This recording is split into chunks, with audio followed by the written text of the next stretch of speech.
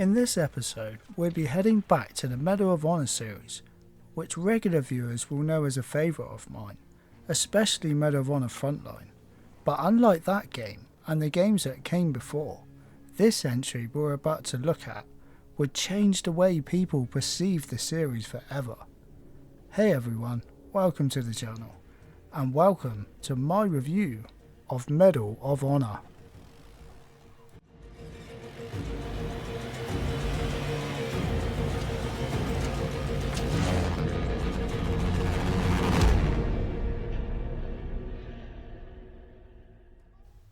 Not to be confused with the first game in the series, also named Medal of Honor for the PlayStation 1. Medal of Honor is actually a reboot. I'm not gonna lie, I'm not really a fan of using the same name here. Reboot or not, it's lazy and confusing, as most fans of the series would assume it's a remake. Anyway, with that cleared up, Medal of Honor was released in 2010 by EA and developed by two teams. Danger Close Games worked on the campaign, with DICE creating the multiplayer. It would launch on PC, PlayStation 3 and the Xbox 360. So what's the story? We take control of a US Navy SEAL soldier who's been deployed in Afghanistan after the US declared war in response to the 9/11 attacks. Along with his team, Rabbit is tasked with collecting intel and taking out high-up Al-Qaeda and Taliban members, so US Marines can go in and rid the country of terrorists. We also get to play as one of those Marines in the Rangers squad called Sergeant Patterson. This name will be familiar to fans of the series, as he's supposedly the grandson of previous game's World War II hero Jimmy Patterson. So the game switches back and forth between the two different mission styles, Rabbit's journey through Black Ops stealth moments and Sergeant Patterson's more action-packed stages on the front line. You can blow from here, come on. Let's go!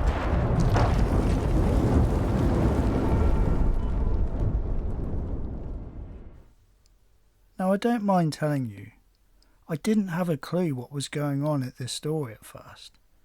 As soon as the game boots up, we get a short cutscene that then jumps to a 6 months earlier scene, then another jump to Rabbit leading into the mission 1. Only after getting 3 or 4 missions in did I start to get the plot. Basically, we get back and forth cutscene between the command centre and our squad leaders on the ground in Afghanistan.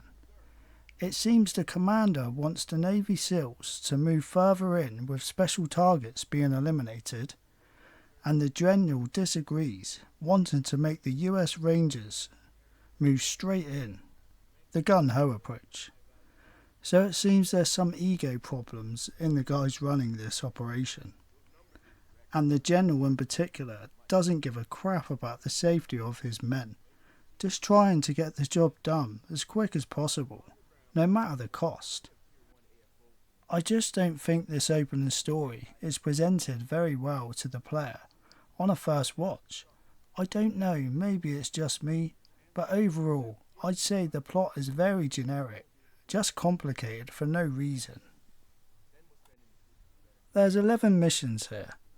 Mission 1 sees our squad being ambushed in the dead of night, while you try to avoid snipers on rooftops and make your way through an abandoned building using your night vision goggles to light the way, eventually finding your contact man who's been kidnapped by Taliban forces. There's some good tension in these open scenes, not knowing what's behind every door or street corner, but unfortunately this is as good as it gets. I mean, mission 2 is okay I guess, fighting your way through a desert airfield, but after this it's all rinse and repeat, and just plain boring. Let me give you an example. Navy SEAL missions will have you start by following a soldier crouched, and then being told to hide to avoid enemy patrols, then finishing the stage in a sniper section, taking out easy targets that don't even move.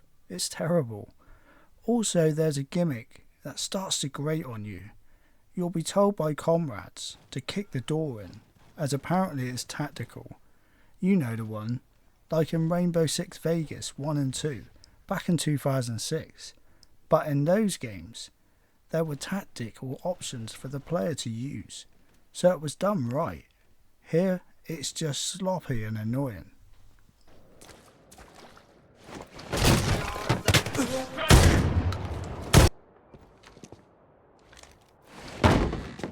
Voodoo, cover the door. 3, 2, 1. Clear right! Go, go!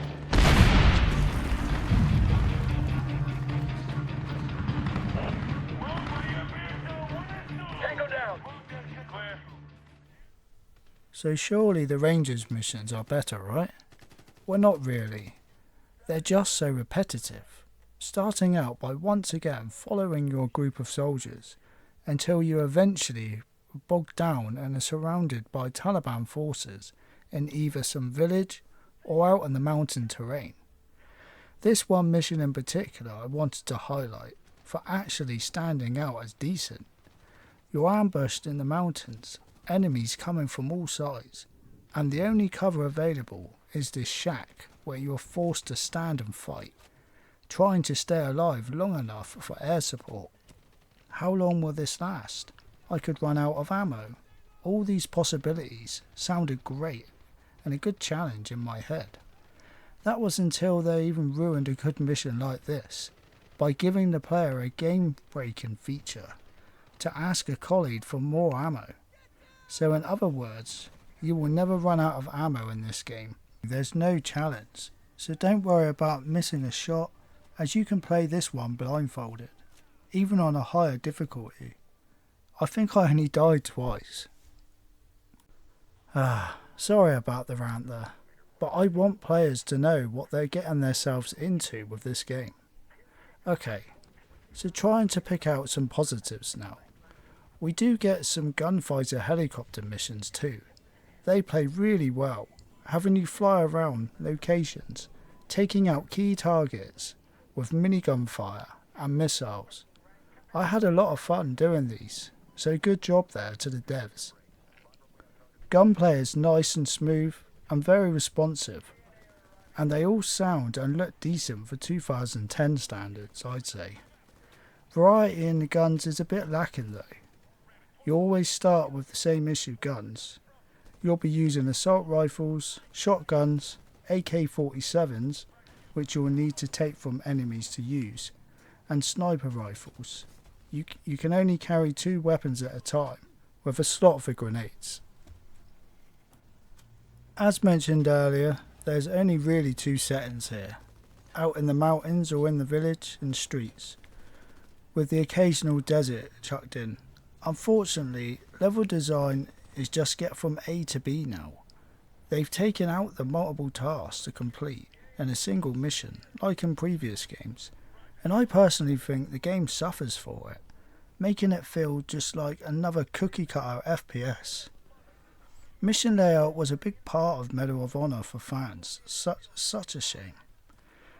Graphics are decent here. Medal of Honor runs on the Unreal Engine 3, like a lot of FPS games around this time. No complaints with sound effects or sound in general here. My playthrough of Medal of Honor only took me 4.5 hours to beat. The game itself is very short. This wouldn't be a problem if the game's missions and story were good, but as talked about here, they're mostly terrible. A quick word on the multiplayer mode. Apparently it was received very well by critics and fans alike, borrowing from Battlefield 2 in the style of its game modes available. So maybe this is where all the effort went then. I didn't play this mode back in 2010, and the servers are all down now, so couldn't get any footage to show.